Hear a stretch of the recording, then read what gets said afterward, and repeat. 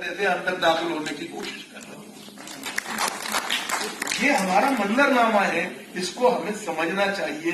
اور مجھے اس بات کی سعادت حاصل ہے، میں بڑے فخر سے کہتا ہوں کہ میں نے کھلونا پڑھا ہے، میں نے کلیاں میرے مطالعے میں رہی. میں اس بات کو نہیں بھول سکتا. ابھی یہاں کہا گیا، سوال یہ ہے کہ سراج انور کو میں کیسے بھول سکتا ہوں. خوفناک جزیرہ، کالی دنیا، نیلی دنیا جیسے کہانیاں قسطوار کھلونے میں آئیں. میں اردو کا پہلا اسپیس فکشن جو ظفر پیانی کے نام سے، ستاروں کے قیدی کے عنوان سے کھلونا میں شائع ہوا، اسے کیسے بھول سکتا ہوں. میں کرشن چندر کا جو الٹا درخت ہے، چڑیوں کی الف لیلا ہے، اس کو کیسے بھول سکتا ہوں. میں عصمت چغتائی کے بچوں کے لیے لکھی گئی تحریروں کو کیسے بھول سکتا ہوں.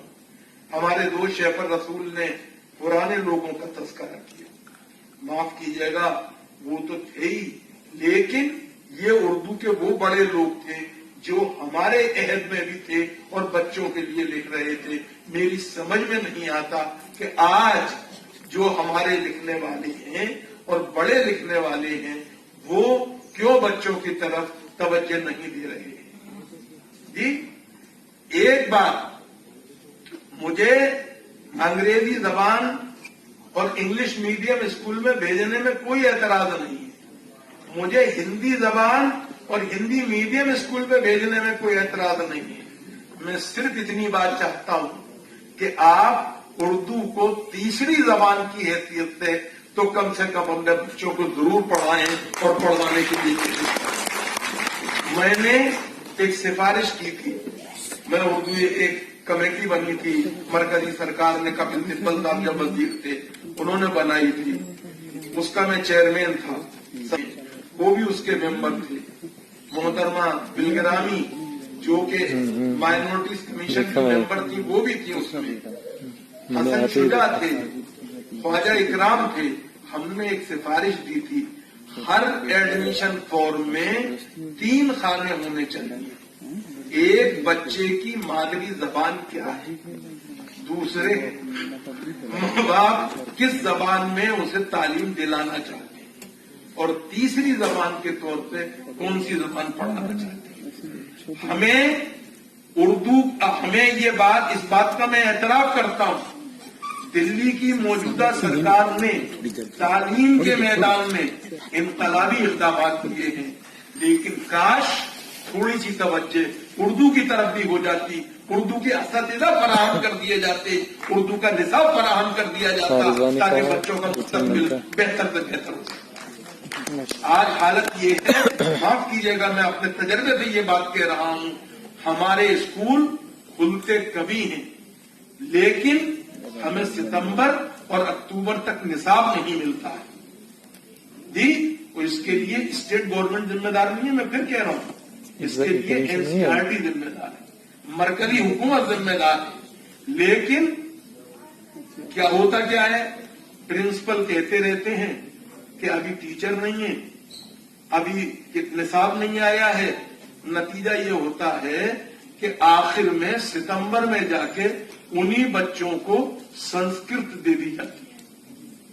یہ ایک کھیل ہو رہا ہے، اس کھیل کو روکنا موجودہ سرکار کی ذمہ داری ہے، کیونکہ تعلیم کے میدان میں اس نے غیر معمولی اقدامات کیے ہیں.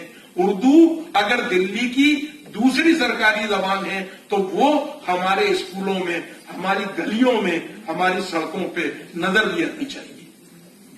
میں ان باتوں کے ساتھ ایک بات جو کہنا چاہتا ہوں، اور میرا اپنا احساس ہے، یہ غلط بھی ہو سکتا ہے، ہوا یہ ہے کہ ہماری پرانی نسل اور نئی نسل کے بیچ میں ایک جنریشن گیپ پیدا ہو گیا ہے. جی ہماری پریشانی کیا ہے، اس کو ابن انشا نے اپنی کتاب، اردو کی آخری کتاب میں جو دعا والا مضمون ہے اس میں بڑے اچھے انداز سے بیان کیا ہے. یہ جنریشن گیپ کو دکھاتا ہے اور وہی پریشان کرتا ہے हमारे बड़े लिखने वालों को। एक बच्चा है जो दुआ मांग रहा है, ए अल्लाह खाने को रोटी दे, पहनने को कपड़ा दे। आप क्या मांगते हो? कहा मैं कहता हूं, ए अल्लाह मुझे नेकी की तौफीक दे। तकवे जिसके पास जो नहीं होता वही मांगता है। जी, इस वक्त जो परेशानी है हमारे लिखने वालों के साथ वो यही है कि वो अपनी नई नस्ल से पूरी तरह हमाहंग नहीं है और इसके नतीजे में नई नस्ल जो है वो भटक रही है। इसका भी हमें ख्याल रखना चाहिए। मैं मुबारकबाद देता हूं, शुक्रिया अदा करता हूं, फारूक सैयद साहब ने वो काम कर दिखाया जिसके हम तमन्ना ही रहे। यहां पर भी अभी अगर आप सर्वे कराएंगे तो पता चलेगा कि वो कितना सिमटता जा रहा है। लेकिन मैं 2 रिसालों को बड़ी अहमियत देता हूं बच्चों के हवाले से। एक इनका बुलबूटे और दूसरा कौमी काउंसिल का बच्चों की बुक। लेकिन वो सरकारी है और ये उर्दू के आशिक़ सादिक की मेहनत का नतीजा है। वो